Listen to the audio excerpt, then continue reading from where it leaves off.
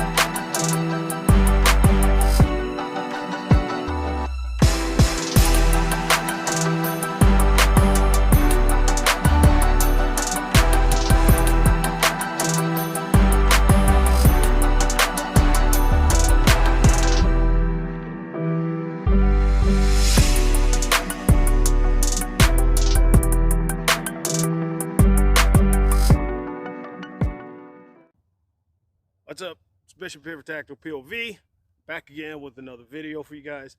And as I said, there's three different ways to chamber a firearm, okay? It just depends on mainly situation, scenario, whatever your setup is. But right now I'm gonna talk about when you get slide lock.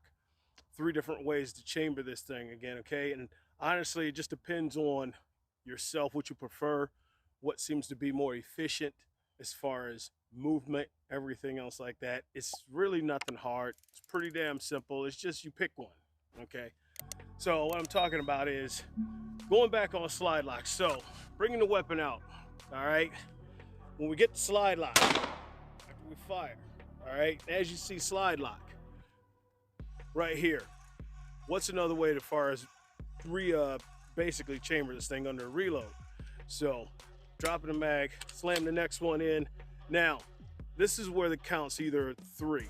All right, you've got slide lock, power rack, or front slide, okay? Right now, slide lock right here, back into the fight again. All right, pretty quick, pretty simple, all right? So, we set up the next one, and we'll go to, get this mag again. We'll go back in because we're already chambered, all right? So let's do it again. So bring it out, present, go back to slide lock again. All right, go into the reload, slam. We already did the slide lock chamber. Now it's a power rack. So once it goes in, reach over, pull, snap it like a rubber band, like a slingshot, back into the fight again, okay? That's the second one. So, again, we'll go back to slide lock again for the third one. So reach out, okay, drop that mag, come back in again, chamber. Now, orient this thing on the front side. Now on the Glock, there's no serration on the front, okay, but you do have serration, I believe, on Smith & Wesson. What's the other ones out there that has front serration on it too? I believe Springfield and whatnot. So I'm not trying to rack my brain over how many firearms got front serration, front and rear serration on it for grip. But Glock doesn't, but you can still front slide this thing. So bringing it back in, and it's just orienting just the thumb and the knuckle, okay?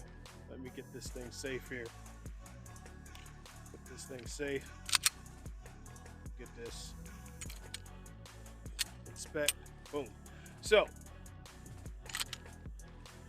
As I said, it's just the knuckle. It's the thumb right here and the knuckle here on the index. Just a nice little pinch. Even without front serration, a nice little pinch is just enough to grab that, let it snap. Simple as pie, okay? So, let's grab this mag again. A couple rounds here. Let's grab this mag again real quick. Actually, I gotta put one in. But it all depends. Like I said, it depends on what you prefer, what you want to do, how fast it moves, what's more efficient. Okay, getting this thing started again. So, yep, ready to rock. So back out again. Boom. That's one. Let's do it again. Next mag, put it in. Let's go to slide lock again.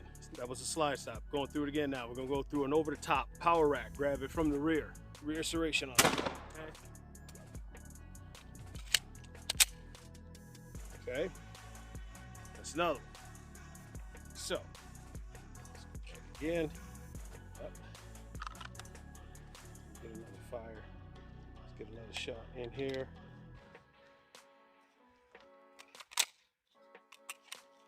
All right.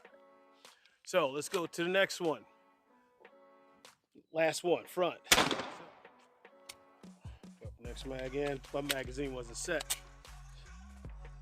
And then right back into it. Practice this over and over and over for speed, efficiency. My situation, I've been reaching over top, power racking this thing for years. Every once in a while, you know, if I'm kind of playing around or something like that, I'll grab it from the front. It just depends on the smoothness, how I'm moving or whatever. If that's where I can reach right now at the time, boom, that's where I reach. Grab it, bam, either that or slide lock. Whichever works for you, it's only personal. I think quick for a slide rack, boom, slide, boom. I think maybe a couple thousandths of a second, maybe faster or so. Mainly it's because you're eliminating the move from the load, then that movement over here to reach, grab, and then drop back in. Get your grip right back, get right back in and get your sights lined up. Same thing, boom, boom, boom. I think like the front slide too, personally, that one's a little quicker than that reach over the top wrap, okay? Difference is make sure that trigger finger's off the trigger, safe position, grab it in the knuckle right here, boom, let it snap and back. So between the slide, front serration, movement, it's just fractions of a second, basically. Fractions of a second over the top, either one. I think the most assertive one is the power rack right here, that grip here.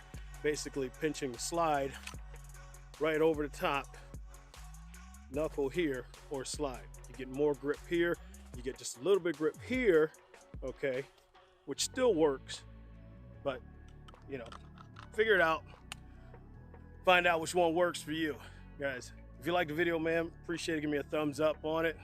I just felt like making this video because I just want to get out here and play around with reloads and racks, you know, that's all. And that's basically what I come out here today to do anyway, just get some reps in. So I said, you know what, let me just grab my gear, put a video together real fast for you guys, and there you go. Figure it out, man, which one works for you. There's no right or wrong way, okay? Some guys are particular about, you know, hitting that slide stopped rack, man, hitting that slide boom going in, or some particular about power racking in the back. Some like that front slide, if you got good serration on the slide, on the firearm, you know, reach there, bam, kick it back in. Who knows, who cares, okay? As long as it works and as long as it's efficient for you, that's all that matters, guys. So anyway, check me out in the next video that comes up, man. And remember, as I said, my new tag is that you can never get enough training, so be a responsible gun owner and get more training. I'll see you on the next one.